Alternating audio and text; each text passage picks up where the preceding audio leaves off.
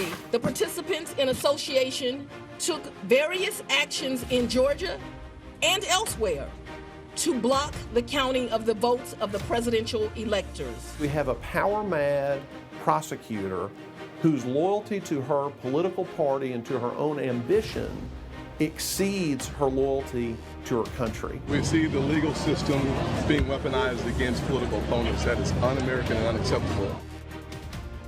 Hi, I'm Scott McFarland in Washington. Welcome to America Decides. Former President Donald Trump and some of his top allies have been indicted by a Georgia grand jury for their alleged roles in a widespread plot to overturn the results of the 2020 election. Trump faces charges ranging from racketeering to fraud, and we should note these are state charges, which is significant because it means they can't be wiped away by a presidential pardon. Fulton County District Attorney Fani Willis is giving the defendants until noon on Friday, August 25th to voluntarily surrender. For more on this historic news, let's welcome in our panel. Robert Costa, CBS News' chief election and campaign correspondent, Nicole Killian, congressional correspondent for CBS News, and Hugo Lowell, political investigative reporter for The Guardian. Nicole, let's start with you. After 24 hours later, I suppose, what is the arrest, what does a voluntary surrender even look like, and how would it be handled? Well, we're still trying to figure that out, but the short answer is, as you mentioned, these various defendants, including the former president, have up to 10 days to turn themselves in, and that doesn't necessarily mean that an arraignment would take place at this time. This is really just a period for them to be processed, and as we know, the sheriff here in Fulton County has made clear that he intends to treat these defendants, including the former president, just like anyone else, meaning they could potentially get mugshot. So as you can imagine, just like the situation in Washington, in Miami and New York, where we have seen the former president have to come in for various proceedings and court appearances, security tends to be increased, and we expect that we would see a similarly increased security footprint. We know that federal law enforcement has been here on the ground here in Georgia, so really it's just a matter of when the former president is expected to not only surrender, but also eventually be arraigned. Especially important because timing really is everything here, with 3 other cases and, oh, by the way, a campaign going on. Robert, give us a sense of what you think the trajectory is or the possible timing and schedule. It's so hard to predict, Scott, but based on what Nicole has been reporting in my conversations with sources close to Trump's legal team, they are going to try to push this down the road as much as possible. He will surrender, we expect, to authorities in the coming week, but there will be motions about dismissing this case, about how the district attorney has handled this case so far. But she has made it clear she is going to plow ahead, but there is going to be a real question from the Trump lawyers about the special grand jury that was convened to investigate this case and the status of a special grand jury versus a so-called regular, normal criminal grand jury. And this is all going to play out alongside the federal case. And different experts, legal experts in Georgia and elsewhere, have suggested to CBS News that the Trump team is going to try to make this a federal case, to push it off the Georgia docket and just let the special counsel be in command of the January 6th case. It's a fascinating legal, historic, and political question about how this will turn out legally in the coming months. Shifting it to federal court also removes all the cameras from the situation in Fulton County. Cameras are allowed in the court. America can watch those proceedings. Hugo, give us a sense of how the Trump team is responding to this, any differently than they responded to Manhattan, Miami, or the Washington prosecutions? I mean, not really, right? I mean, the Trump you saw in the days leading up to this indictment was a defiant Trump, and it's the same that goes for his team. And throughout the day yesterday, their primary objective was to try and counter-program what was coming out of the Fulton County DA's office, and they were trying to get ahead of the narrative. And you saw this with a statement late in the evening when they vaguely suggested he had been indicted when really he had no idea what was going on. But I think, that's the posture that's been the case for the federal indictments in the documents case and in the January 6th case, and I think that's going to be the posture going ahead in this case as well. Nicole, what about that false flag charging document that was briefly published yesterday? What have court officials said about that and how that managed to happen? Yeah, this is really fascinating. I mean, it certainly raised quite a hullabaloo, especially among members of Trump's legal team who basically say that this was a big fumble on the part of the clerk's office. And, you know, yesterday, of course, we got a statement from the clerk. This was after a news outlet published an alert saying that charges had been filed against the former president before an official indictment had been filed. And so today we are now learning from the clerk's office that this may have been an error on their part, that the clerk, with such a large indictment, it's not unusual that they would use, you know, a pre-existing set of charges just to kind of test the system. And so that's basically what the clerk was doing, kind of doing a trial run, and accidentally posted this fictitious docket to their website. And ultimately, they had to bring it down right away. The clerk's office now saying that they understand the confusion that this matter caused, given the sensitivity of this case. But again, it has raised some questions about the integrity of the process, and certainly something that the former president and his legal team has been seizing on. Setting up for quite a week next week. Let me show you the calendar. As we have on the calendar for now, with the idea that things could be added, Wednesday, August 23rd, is the GOP primary debate, first one of the season. The 25th is that surrender deadline Nicole referenced for Donald Trump to voluntarily surrender before 12 p.m. to authorities in Georgia. Then Monday, the 28th, pivotal hearing here in Washington in the Jack Smith Special Counsel 2020 election conspiracy case. We could learn a trial date. We can add one more date to that calendar now, Bob, August 21st, a planned press conference in Bedminster, New Jersey by Donald Trump. What's going to happen at that thing? He's going to make false claims of election fraud, as he has about Georgia since the days after the 2020 election. This is a recurring theme from Trump, a refrain as part of his 2024 campaign. And he is being countered by Republicans, including Republican Governor Brian Kemp of Georgia, who came out today in a statement and said the election in his state, Georgia, was not rigged, not stolen in 2020. And Kemp is not just the governor, two-term governor, Republican, but also the former Secretary of State of Georgia, who oversaw elections in that state as the top election official.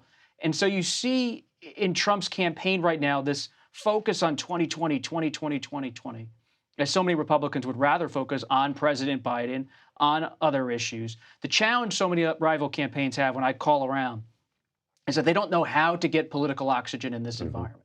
They don't want to go after Trump directly because they think they could in some way alienate the Trump voter, though it's notable that a lot of them are paying attention to former New Jersey Governor Chris Christie, who's ticking up in the polls in New Hampshire. And they're saying to themselves, Christie is able to get some traction and attention in this environment, starting to make some inroads in New Hampshire, not casting himself as someone who's forcefully anti-Trump in policy or ideology, but just saying Trump's the wrong person for this moment. And you could see at this debate a little bit of a sharper turn on Trump. But if he doesn't show up, again, how do they get attention if they're not going to bring up the 4 active criminal cases against the frontrunner? Makes it a lot more difficult if he's not there to focus on him. Hugo, there's a difference to this case. It has not only a local charge, a local set of charges, but it may have different complications for the prosecution, for the defense. What complications could either side face here? Well, you know, I think from the prosecutor's side, they're looking at the expansive RICO statute in Georgia that requires prosecutors only to show an interrelated pattern of racketeering activity in which to bring this wide RICO case against the former president and 18 other defendants. And I think even the Trump lawyers recognize the fact that, or the way that the RICO statute works in Georgia may cause them problems down the line. You know, that being said, you know, what we were talking earlier about the Trump lawyers wanting to remove this case potentially to federal court, that could cause complications for the district attorney's office because they will have to litigate this. And if they do want to get to trial soon, that's going to be something that injects delay into the process. And as we know, Trump's playbook and overarching strategy is always to delay. Hugo, Nicole, I know it's got to be sweltering there. Thanks for joining us. Bob Costa, as always, thank you too. As the indictments against Donald Trump pile up, we're joined next by the former head investigator for the House Select January 6th Committee to discuss these mounting legal woes. You're streaming America Decides.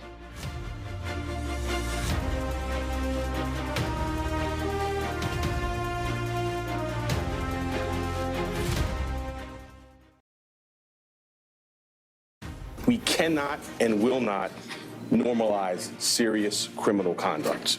Our laws that protect national defense information are critical for the safety and security of the United States. The indictment alleges that rather than abide by Georgia's legal process for election challenges, the defendants engaged in a criminal racketeering enterprise to overturn Georgia's presidential election result. Welcome back to America Decides. Former President Donald Trump now faces his fourth criminal indictment in less than 5 months. The Fulton County, Georgia grand jury indicted Trump and 18 of his allies for their efforts to overturn the 2020 election results in the state, according to the new indictment. Timothy Hafey joins us now. He previously served as lead investigator for the House Select January 6th committee, which investigated so many of these things. First of all, Timothy, give me a sense if anything in the new Fulton County indictment surprised you or was more than you expected. No, Scott, not really. I mean, it's the same core story that the committee developed in hearings last summer that we put forth in our report. It's the same core story that Jack Smith has put forth in his indictment. There's some new meat on the bones. There's some new text messages, some phone calls, some detail about some Georgia-specific stuff. And there's also this Coffee County series of events, the ability to access the voting machines and the ballots in Coffee County. That was a bit beyond.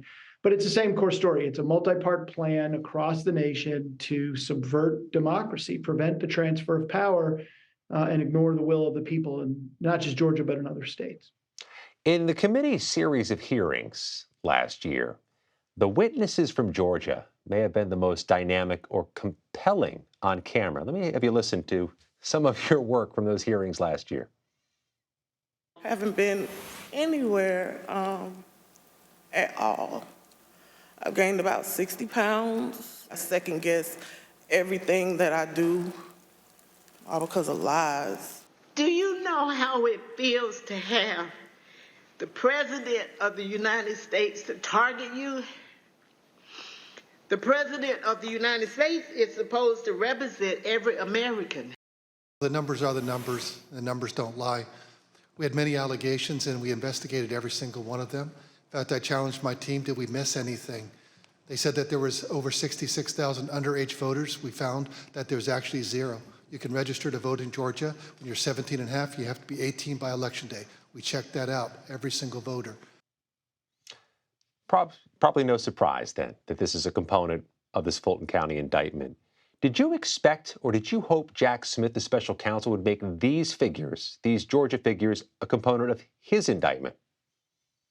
Yeah, I think he will, Scott. I think, the indictment is meant to be a summary of some of the evidence, but not all. I think the Georgia story will figure prominently in both the federal case in Washington, and obviously it's the centerpiece of the Fani Willis indictment in Georgia because it's so compelling, right? You have everything from the Secretary of State talking about direct pressure from the President of the United States to Ruby Freeman and Shay Moss, right? Two people that work hard and anonymously to conduct elections in Georgia and the abuse and the threats to which they were subject. I mean, Georgia has always been in some ways the most dramatic manifestation of this multi-part plan to disrupt the election. So I think you're going to see those same people potentially not just in Fulton County, but also in Washington.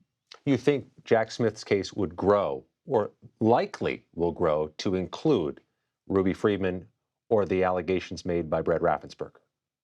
Certainly Raffensperger. I mean, I think the special counsel indictment does include some narrative about Georgia. Whether it reaches into the threats to Freeman and Moss like the Georgia indictment has, I don't know. But again, what's important is that what happened in Georgia, while dramatic, while really significant, was not unusual. Similar things happened in Michigan, and happened in Nevada, and happened in Wisconsin, happened in Pennsylvania, happened in Arizona. And Jack Smith, I think, will plug Georgia into that broader context and show how consistent that activity was by the president and his co-conspirators. We see the top line in this charging document: racketeering, RICO, the type of charge you hear about in mob cases, in organized crime, Can you explain what racketeering is for those of us who are using the term but may not be as well versed in the law? Yeah, sure. I tried RICO cases as a federal prosecutor years ago, and I used to explain it to juries as it's a fancy term for a crime spree, right? It's a group of people who get together and form some sort of enterprise. And that could be an informal group that associates, in fact, to do a bunch of stuff together. And then they have to commit what's called a pattern of racketeering activity. That's just a series of predicate acts that are criminal, that all forward some criminal goal. It was initially conceived as sort of an anti-mafia statute, but it's had applications in lots of different areas. In the cases that I tried, they were violent drug gang cases. And it fits here. I mean, this was a group of people that, while not an official organization, associated with each other purposefully with the intent to commit a series of acts, criminal acts, intended to interrupt the joint session and prevent the transfer of power. So it sounds complicated and it sounds intimidating, but it's really quite simple. And my guess is that the DA, when this case is tried, will simplify it along those lines. Just a moment left here, Timothy, but do you expect some or many of these 19 defendants to flip, or the 18 co-defendants to do so? You know, very, very hard to predict. You've tried cases, you know, you can never tell. But look, just going back to my own RICO experience, almost every RICO indictment led to a superseding RICO indictment because some of the people initially charged, when facing the serious exposure of a racketeering charge, decide to make a deal and use the information that they have as currency to get either a guilty plea or leniency at sentencing. That very well could happen here. And some of those 19 who were charged could end up going over to the government side. And some of those unindicted co-conspirators could similarly cut deals and make the case even stronger. In Charlottesville tonight, Timothy Hafey, thank you very much. Thanks, Scott.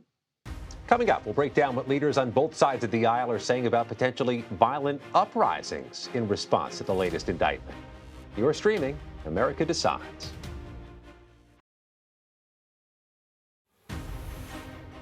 Welcome back to America Decides. As former President Trump deals with the impact of new indictments, officials on both sides of the aisle are working to investigate and eliminate politically motivated violence. The number of people who agree force is justified to restore Trump to the presidency is up to nearly 18 million American adults. Officials are predicting additional calls for violence, similar to those seen leading up to the January 6th attack on the U.S. Capitol. Robert Pape joins us now on set, professor of political science at the University of Chicago. Bob, it's good to have you here. Thank you. How much is a fourth indictment going to increase the possibility or the risk of violence? Well, with the first federal indictment, we already saw the violent support for Trump go up by 50%. In the last month, we saw a threat against Biden turn into a shootout and a death.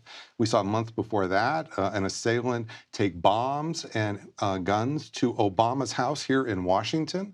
And so what we are seeing is disturbing rises in both support for political violence and also actual threats just in the last few months.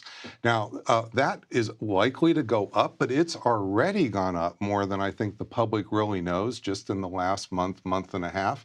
And this is really surprising and disturbing. We don't normally have multiple threats to the president and the former president within a month of each other. Yes, they've happened before, but we're seeing them more often, more frequently, and we're also seeing, as you just reported in our surveys at the University of Chicago, the support for the use of force to restore Trump to the presidency up by 50%. Also want to point out that the left is also becoming radical. There are tens of millions who now report that they support the use of force to prevent Donald Trump from becoming the president. Our political leaders can do something about this, and we have a great opportunity with the August 23rd Republican presidential debate. I'm going to press you on that. I think that's really the next forum so many political candidates, wannabe presidents, are going to have. I want to button up one thing. In the case outside of President Obama's home in D.C., prosecutors updated it to say no explosives in that van. Small note, but worth mentioning because the case is still moving along in the federal courts. They have all these GOP contenders on stage in Milwaukee, Wednesday, August 23rd. What should they be asked about indictment, since they're not indicted, but their competitor is. They should be asked to stand up and stand together and make a pledge that whether political violence comes from Republicans or from the left, they will oppose publicly political violence. This is important because Mike Pence will be on that stage. And if they won't take that pledge to reject, oppose, and abhor political violence, whether it comes from the right and the left, they should be asked, so it's okay if Trump supporters chant, hang Mike Pence, and build a gallows just yards from where he is? You'd mentioned that there's a number of threatening behaviors or threatening tendencies coming from different directions. Everybody has a little bit of their hands dirty on this. Explain what you mean by that, because at this point we see 1,000 plus Trump supporters charged with being part of January 6th, and we don't see a symmetrical set of threats or charges by that number and that magnitude coming against those who would be his opponents. There's a reason why we're seeing active threats from the right and not from the left. Those sentiments I talk about are like kindling in a wildfire. Trump's rhetoric is very incendiary to touch that off. President Biden's rhetoric is the opposite. He is calming. He's a calming force. In our surveys, the more people support Biden, even among the few Republicans, the less they support violence for Trump. And so what Biden has been doing for the last 2 years is calming, whether it's with the Supreme Court or and what he's doing is he's trying to redirect the anger into voting, not into violence and agitation, whereas Trump is confrontation. Joe Biden is, let's make our institutions even better. And that is our best way ahead. There's this sense that what happened January 6, 2021 is not plausible to happen again because everybody would be ready for it. There'll be a war footing on January 6, 2025. Where do you think, what type of event or type of moment do you think the vulnerability exists most? The biggest thing we have to worry about is lone wolf violence that is going to be extremely difficult to predict and to see. We saw this with Oklahoma City in 1996. So this was several years after Waco, and we cannot protect every possible target that the extremists could go for. And unfortunately, what we have been seeing pretty much since the first year of the Trump presidency is more domestic extremism, whether it is to support Trump or to punish people for not supporting Trump enough. And that is, we saw on January 6th, explode into a crowd. That's not quite impossible to happen again, but we need to realize that campaigns of domestic terrorism, say in Northern Ireland, say in West Germany, say in Spain, have happened in democracies. And what has preceded all of those campaigns? Higher support for political violence in the general population. And we also note the reporting from the U.S. Capitol Police, roughly 10,000 threat investigations they're handling each year. Robert Pape, the University of Chicago, thanks for being here in D.C. Thank you for having me. We appreciate your time, and we appreciate your watching. And a programming note for everybody. America Decides heads to the Hawkeye State.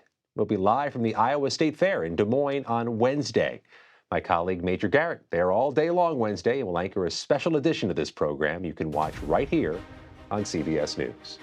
That does it for today. Stream America Decides Monday to Thursday at 5 p.m. Eastern. You're streaming CBS News.